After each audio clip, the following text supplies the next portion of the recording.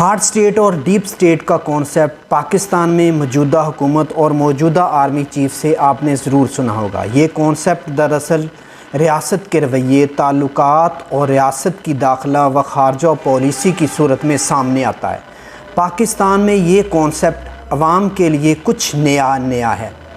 جیسا کہ آپ نے دیکھا ہوگا کہ پی ٹی آئی کی غلطیوں پر سرزنش، بلوچستان اور کے پی کے میں خوارج کے خلاف ایک سخت آپریشن، پاکستان اور انڈیا کے درمیان حالیہ کشیدگی میں ریاست پاکستان نے انتہائی سخت جواب دیا، ریٹیلیٹ کیا۔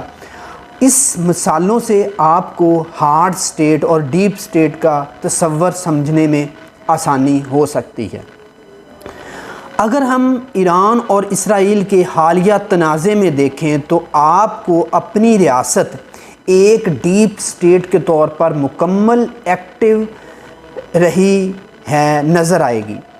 یاد رہے کہ جس طرح سوویت یونین کے وقت تورخم نہیں بلکہ کابل کو بارڈر سمجھ کر جہاد کیا اور ایک بساط بچھائی گئی جس سے سوویت یونین کو پسپائی اختیار کرنا پڑی، اور سوویت یونین کے خلاف جو مزاحمت کی گئی وہ جہاد کی صورت میں کی گئی، اس طرح آج بھی ہم نے تافتان نہیں بلکہ جب دیکھا کہ تہران تک خطرہ آ چکا ہے تو ہم حالت جنگ میں چلے گئے اور ایک ڈیپ سٹیٹ ہونے کا ثبوت دیا۔ ویسے اگر آپ دیکھیں تو پاکستان کی بقا جو ہے وہ آپ فارس میں آپ وابستہ ہے، فارس کے ساتھ وابستہ ہے، اور فارس ایران کی جو بقا ہے وہ مزاحمت میں ہے۔ اور جس طرح پڑوسی متحد ہوئے، عوام متحد ہوئی، وہ ہمارے لیے ایک پلس پوائنٹ تھا۔ جنگ کے آغاز میں اگر حملہ آور جو ان کا خیال تھا رجیم چینج کے آپشن پر سنجیدگی سے کام کرتا تو ہنسی خوشی یا جبراً اگر پڑوسی راضی ہو جاتے تو مصیبت ہم پر پڑ جانی تھی، مگر پڑوسی ڈٹ گئے اور وہ ہمارے حصے کی بھی لڑائی لڑتے رہے، اور یا آپ یوں بھی کہہ سکتے ہیں ہم نے اپنے حصے کی لڑائی ایران میں لڑی۔ یاد رکھیں کہ سقوط ایران سے کہیں زیادہ پاکستان کے لیے مہلک رجیم چینج تھا، یا اگر ایران کو کچھ ہوتا تو یہ لڑائی جو تھی وہ پاکستان کے اندر تک پہنچ جانی تھی۔ اسرائیل یہی چاہتا تھا اور یہی ہوتا آیا ہے۔ قیادت تبدیل ہوتے ہوئے اگر ہو جاتی تو ایران بھی ایک انڈیا ہی بن جانا تھا اور ہمارے لیے نئے مشکلات شروع ہو جانا تھا جس سے نکلنا بہت مشکل ہو جاتا۔ ایران میں اسرائیل اور بھارت آ کر بیٹھ جاتے اور وہاں سے پاکستان کے صوبہ جو ہمارا بلوچستان ہے وہاں پر مشکل حالات پیدا کر سکتے تھے اور پاکستان کے خلاف کیا جا سکتا تھا۔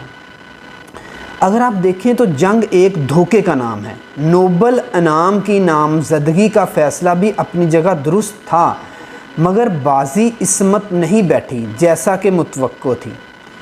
ایک چیز جو ہم سوچتے ہیں، ایک چیز جو مغربی حکومتیں سوچتی ہیں اور اس سے کہیں بڑھ کر ہے، مختلف ہے، وہ جو خفیہ عناصر سوچتے ہیں، جو ہماری انٹیلیجنس سوچتی ہے اور اپنی بقا کا سوچتی ہے، اپنے ملک کا سوچتی ہے، اور اس سے بھی بڑھ کر خدا تعالیٰ کی تدبیر ہے، اللہ پاک کی ایک تدبیر ہے۔ ہمیں چاہیے کہ اللہ پاک کے فیصلے پر چھوڑ دیں اور اپنے گھوڑے تیار رکھیں، تیاری کریں، انشاءاللہ فتح مسلمانوں کی ہوگی۔ اور ایران چونکہ ہمارا ایک پڑوسی ملک ہے، ہمارا ہمسایہ ہے اور برادر اسلامی ملک ہے، اس لیے اخلاقاً بھی مذہبی طور پر بھی اس کی مدد کرنا، ان کے عوام کی مدد کرنا، ان کی حکومت کی مدد کرنا ہمارا فرض بھی بنتا تھا۔ اور حکومت پاکستان، اور جیسا کہ خواجہ آصف صاحب نے بھی کہا تھا، حکومت پاکستان اپنے سٹانس پر کھڑی ہے اور اس خطے میں جنگ نہیں چاہتی۔ جو اسرائیل تھا اس کا جو موقف تھا وہ ایک سراسر غلط اور بے بنیاد موقف کی بنیاد پر یہ جو چند دن کی جنگ تھی ایران پر مسلط کی گئی۔